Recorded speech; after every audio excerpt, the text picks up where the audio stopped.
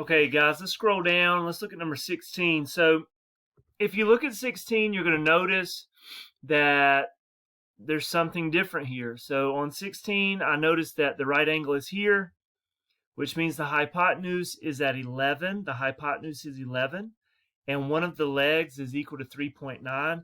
If I'm trying to find the other side, I'm really trying to find the other leg. So in the first couple of examples, we have taken a squared and we've added b squared to get c squared and then taken the square root to find c. So this one is going to be different.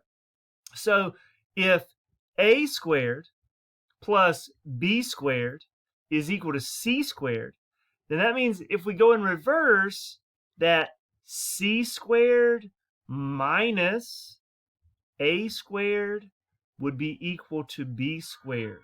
All right, and so that's what we're going to look at today. So the first thing I want to do is think about this algebraically. So if I were to set up an equation to represent this scenario, it's going to look something like this. And I'll try to get this as close as I can so that you can see it very well. Okay, come on over.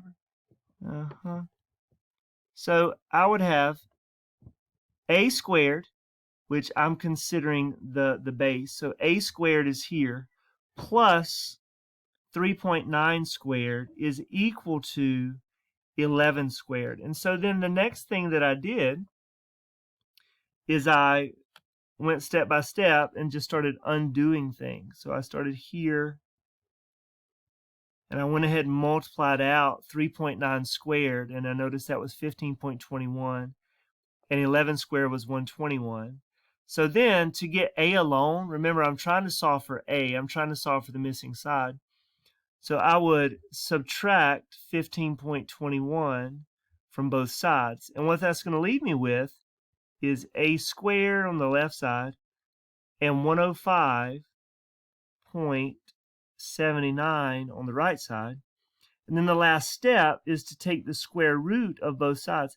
And when I take the square root of 105.79, I get 10.3. So what that means is that the missing side is equal to 10.3. All right, so real talk, like the way that I think about these problems is if I'm trying to find the hypotenuse, I square the two sides that I know, I square the two legs, add them together, and take the square root.